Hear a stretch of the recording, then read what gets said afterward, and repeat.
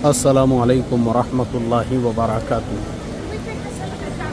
बिस्मिल्लाहिर्रहमानिर्रहीम। नहमदुहु व नुसल्ली अला रसूलिहिल करीम व अला आलिहि व अस्हाबिहि अजमईन, अम्मा बाद। मोहतरम भाइयों, बुजुर्गों, दोस्तों, देखिए अभी फ़िलहाल मैं जहाँ पर खड़ा हुआ हूँ ये मलेशिया के पेट्रोनेट ट्विन टावर्स है, जिसे KLCC भी कहते हैं। मैं ज़रा आपको उसका एक नज़ारा बता दूं। हालांकि बाहर बारिश हो रही है और ये उसके सामने का नज़ारा है, लेकिन मैंने सोचा कि चलो आपको पहले KLCC के ये ट्विन टावर भी बता देता हूँ। देखिए ये आपको नज़र आए हैं, ये KLCC इसे कहते हैं, इसे पेट्रोनेट टावर भी कहते हैं। इसी तरह से बहुत सारे लोग इसको मलेशिया के ट्विन टावर भी कहते हैं। ये बुर्ज खलीफा बनने से पहले तक दुनिया के सबसे ऊंची इमारत यही थी। और उसी के अलावा दूसरी चीज़ ये है कि आज भी दुनिया में ये ट्विन टावर, दुनिया में सबसे ऊंचे ट्विन टावर यही है। मतलब बुर्ज खलीफा जो है वो एक सिंगल टावर है, लेकिन ट्विन टावर में आज भी दुनिया के अंदर यही ट्विन टावर जो है दुनिया की सबसे बुलंद इमारतों के अंदर शुमार है। अब देखिए ट्विन टावर, उसके अतराफ़ में बड़ी बड़ी जो आसमान को छूती हुई इमारतें हैं, एक तो सामने है और एक तो उसके अतराफ़ में है, ये पूरे एरिया के अंदर। आप देखिए ये जो इमारतें आपको नज़र आ रही है, इसमें अक्सर इमारतें तो वो है जिसमें दुनिया भर के बड़े बड़े बैंक्स के ऑफिसेस है और उनका पूरा सिस्टम और निज़ाम यहाँ से चलता है। मैं आपको बताता हूँ। देखिए ये जो एग्जैक्ट मेरे सामने आपको इमारत नज़र आ रही है, ये उसी तरह की एक इमारत है।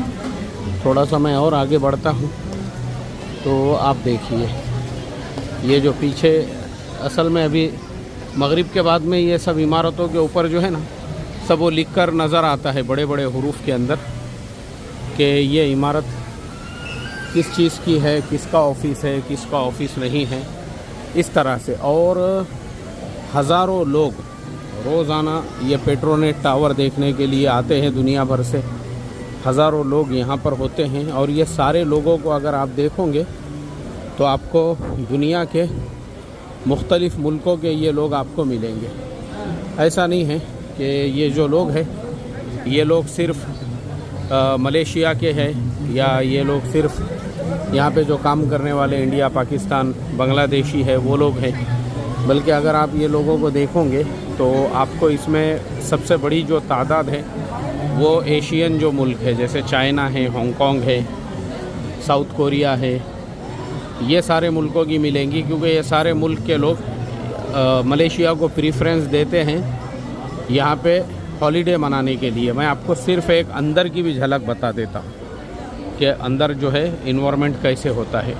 और उसके अलावा फिर यूरोपियन लोग भी हैं और उनके अलावा ये हमारे इंडिया, पाकिस्तान और बांग्लादेश से भी यहाँ पे लोग आते हैं। देखिए ये अंदर का नज़ारा है एक फ्लोर का।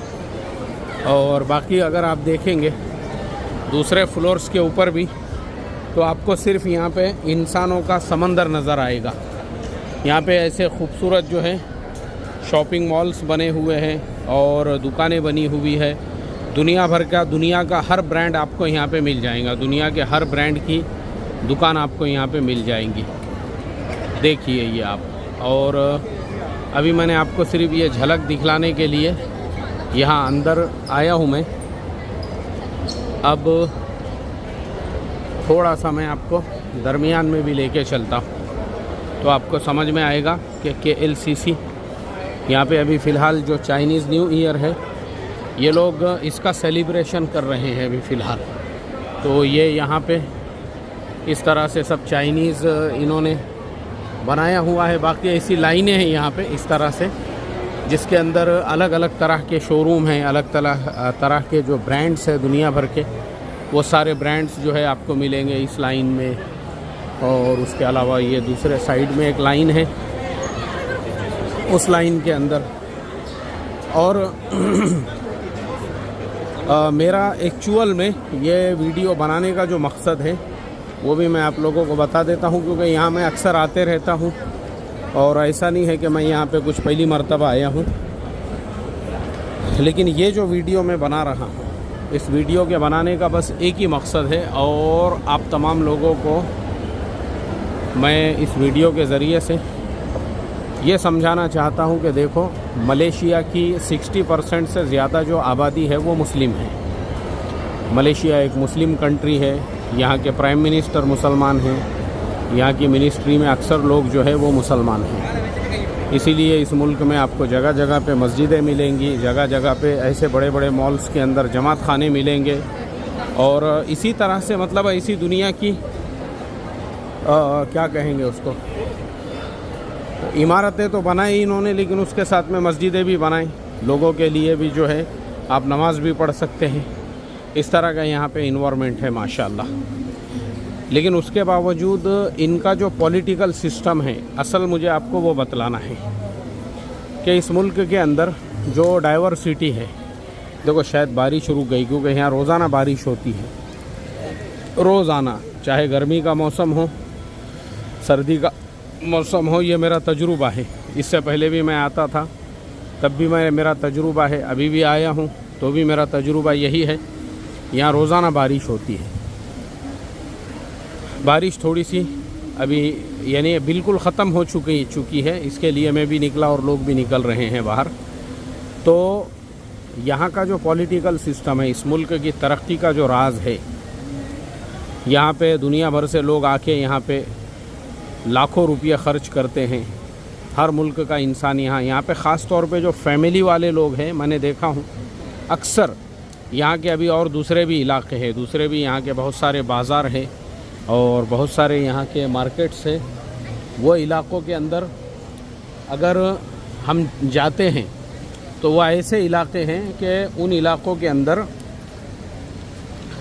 रात के वक्त में आप देखेंगे सिर्फ़ आपको ये जो चाइनीज़ लोग हैं बस आपको वही मिलेंगे। दुनिया भर से आए हुए जो चाइनीज़ लोग हैं वो सारे के सारे आपको वहाँ पे घूमते हुए मिलेंगे। रोड रास्ते पूरे जाम, यानी अभी ये चाइनीज़ न्यू ईयर का टाइम है, तो इस टाइम पे यहाँ पे ऐसे हालात है कि रोडों पे चलने के लिए जगह नहीं है। सिर्फ़ और सिर्फ चाइना, ताइवान, हांगकांग, ये सारे मुल्कों से आए हुए जो लोग जो चाइनीज़ न्यू ईयर यहाँ पे सेलिब्रेट कर रहे हैं, आपको वही मिलेंगे। उनकी वजह से फ़ायदा किसका है वो बता दूँ।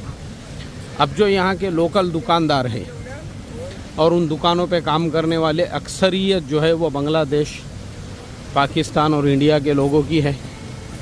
आप देखेंगे उन दुकानों में पैर रखने को जगह नहीं है।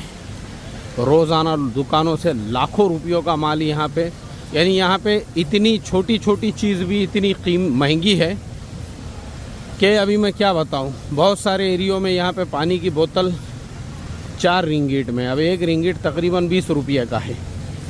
80 रुपये की पानी की वो छोटी सी बोतल है जो हमारे इंडिया में 10 रुपये की मिलती है, और बहुत सारी जगह पे उससे भी सस्ती मिलती होंगी। वो पानी की बोतल यहाँ पर 4-4 रिंगिट में, लेकिन लोग वही बोतल लाइन लगा के ले रहे हैं। और वही बोतल बहुत सारी होलसेल दुकानों में, यानी उसी एरिया से अगर आप बाहर निकलते हो तो वो 1 रिंगिट की भी मिलती है। मतलब एक दुकानदार एक बोतल के ऊपर 3 गुना पैसे कमा रहा है पानी की बोतल पे, और 50 बोतलें, क्योंकि यहाँ का मौसम ही ऐसा है कि यहाँ के मौसम में आपको प्यास की शिद्दत बहुत ज़्यादा महसूस होती है। तो इसके लिए प्यास महसूस होती है, और प्यास महसूस होने के अलावा यहाँ पे प्यास की जो शिद्दत आपको महसूस होती है, तो फिर वो प्यास की शिद्दत में आपको पानी की बोतल तो लेना ही पड़ता है। अब जब आप पानी की बोतल लेते हैं तो उस टाइम पे ये नहीं देखते हैं कि ये 1 रिंगिट की है, ये 2 रिंगिट की है, ये 4 रिंगिट की है।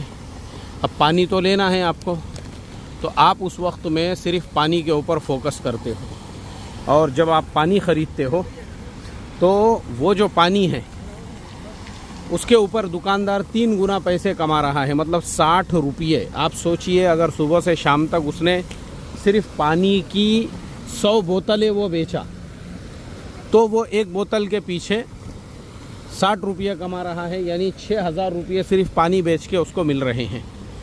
आप सोचिए, उसे तो 1 रिंगिट से भी कम में वो आती होंगी, लेकिन लोग ये नहीं देखते हैं कि ये 4 रिंगिट की बोतल है या ये 3 रिंगिट की बोतल है। उनको तो अपनी ज़रूरत पूरी करना है, भाई पानी मिल रहा है, चलो पानी ख़रीदते हैं और पानी ख़रीद के जो है पीते हैं। अब उनको तो पानी पीना है, तो वो तो पानी पी रहे हैं। अब फ़ायदा किसका है इसमें? फ़ायदा उन बिजनेसमैन्स का है, उन कारोबारी लोगों का है। जो कारोबारी लोग, जो बिजनेसमैन इंडिया, पाकिस्तान, बांग्लादेश ऐसे मुल्कों से आके जिन्होंने यहाँ कारोबार शुरू किए, या फिर यहाँ के जो लोकल लोग हैं और उनकी दुकानों पे ये जो काम करने वाले लोग हैं, इनका भी फ़ायदा है, दुकानदारों का भी फ़ायदा है, ताजिरों का भी फ़ायदा है। सब मिलकर कमा रहे हैं। यानी इतनी खुशहाली है यहाँ पे। मैं लोगों को ये मतलब जिन लोगों को, जो लोग इंग्लैंड, पेरिस, लंदन ऐसे शहरों में नहीं जा सकते हैं या वो बहुत दूर है, उनका ख़र्चा ज़्यादा है, तो मैं तो ये ज़रूर कहूँगा ऐसे लोगों ने अपनी फैमिलीज़ के साथ में कुआलालंपुर ज़रूर आना चाहिए। ये हमारे एशियन मुल्कों का पेरिस भी है और ये लंदन भी है। किसी किस्म की कोई कमी नहीं है यहाँ पे, यानी वो मुकाबले में उन शहरों से किसी भी तरह से कम नहीं है। जगह जगह पे मेट्रो ट्रेन है, यहाँ की गवर्नमेंट की बसें चलती है जगह जगह पे। आपको एक कार्ड लेना है, उस कार्ड को आप रिचार्ज कीजिए, बस में दाखिल होते वक्त भी वही कार्ड चलेगा। ट्रेन में सफ़र करना है तो वही कार्ड चलेगा, मेट्रो में सफ़र करना है तो वही कार्ड चलेगा। इतनी सहूलत, इतना आराम, इतना सुकून यहाँ पर है कि मेरे पास में वो बयान करने के लिए अल्फाज नहीं है। जो मुद्दे की बात है, मुद्दे की, अभी तक मैंने वो शुरू ही नहीं किया हूँ, अब मैं वो मुद्दे की बात पे आ रहा हूँ कि यहाँ पे तकरीबन 60 से 65% आबादी मुसलमानों की है, हुकूमत मुसलमानों की, वज़ीर आज़म मुसलमानों के। लेकिन मुल्क का सिस्टम, पॉलिटिकल निज़ाम ऐसा है कि आप अपने मज़हब को आप अपनी हद तक रखिए। आप किसी दूसरे को मज़हब की बुनियाद पर गाली नहीं दे सकते, दूसरे से अपने मज़हब के नारे नहीं लगवा सकते, मजहबी झंडे जगह जगह पे नहीं लगा सकते और इस तरह से मजहबी रैलियां नहीं निकाल सकते।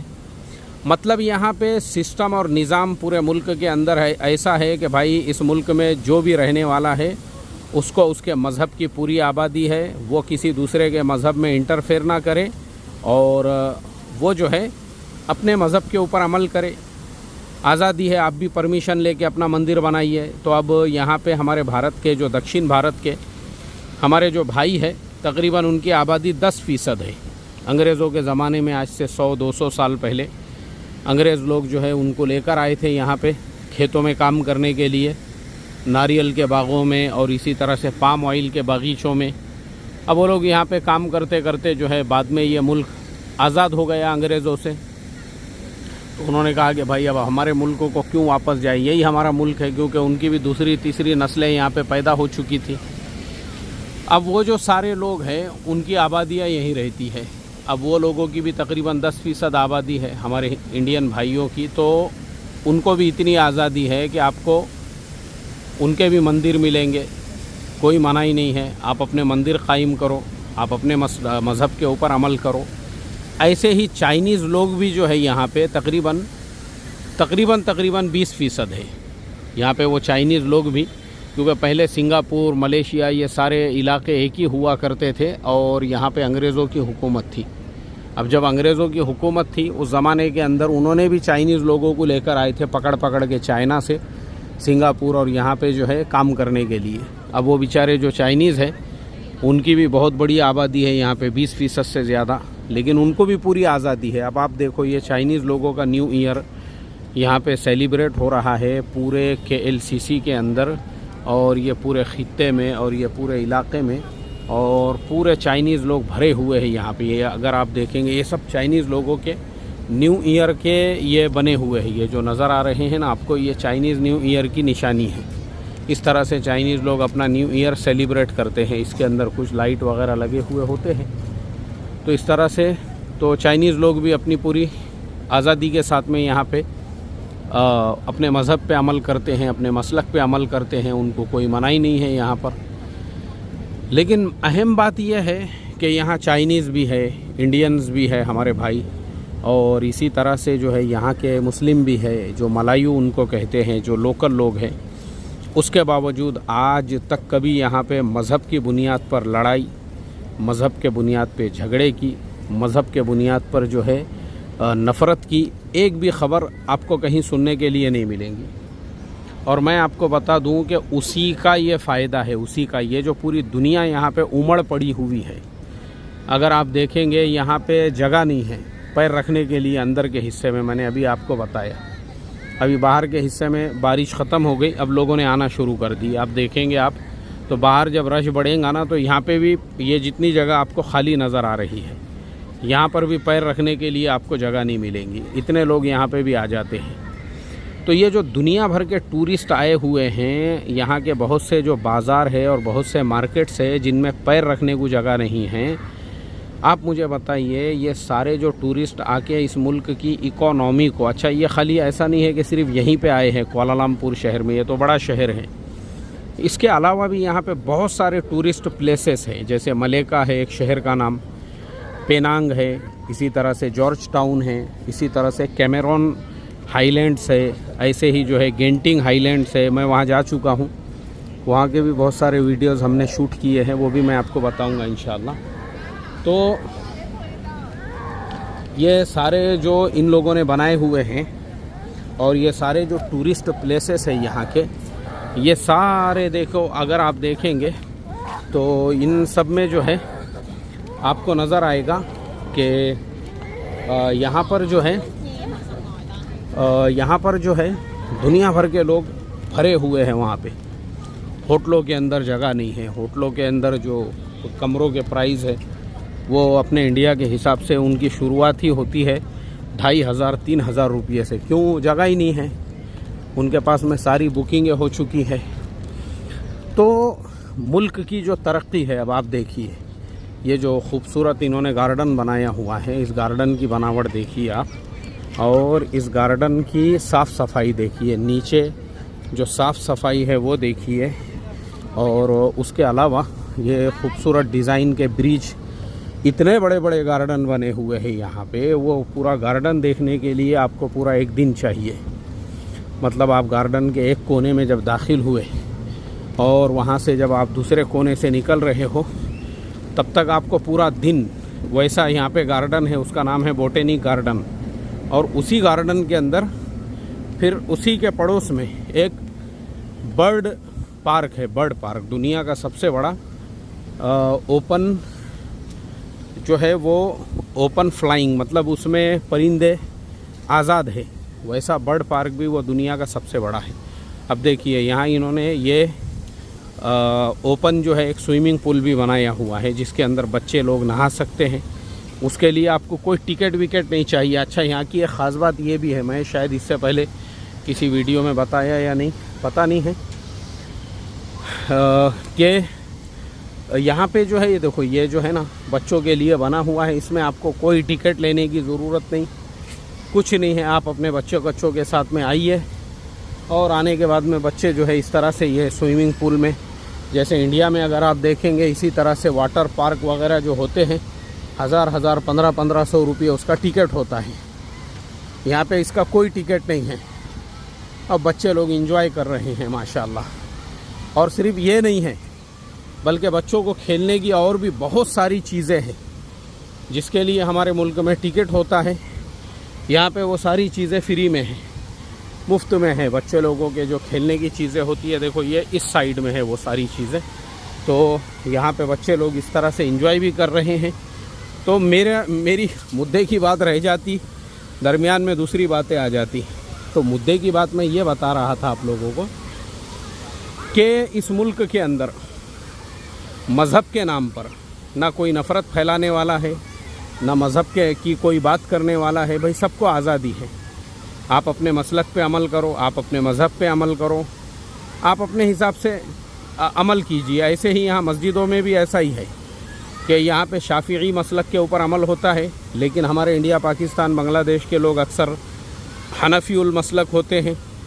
उनकी अपनी मस्जिद है, जमात खाने उन्होंने बिल्डिंगों में बनाई हुई है, तो गवर्नमेंट को उससे कोई लेना देना नहीं है, या किसी को भी कोई लेना देना नहीं है। भाई आप अगर अपने मसलक की मस्जिद है आपकी और आप अपने मस्जिद में अपने मसलक के एतबार से नमाज़ पढ़ते हो या अमल करते हो तो उनसे उनको कोई लेना देना नहीं है, मगर दूसरे के मसलक को और दूसरे के मज़हब को छेड़ो मत, बस इतना ही यहाँ की गवर्नमेंट का कहना है। तो देखो, ये पॉलिसी की वजह से मुल्क में इतनी तरक्की हो गई, इतनी, यानी आप देख रहे होंगे आज ये मुल्क, मैं आपको बता रहा हूँ ना, जो लंदन और पेरिस नहीं जा सकता है उसने कोलालमपुर शहर ज़रूर देखना चाहिए।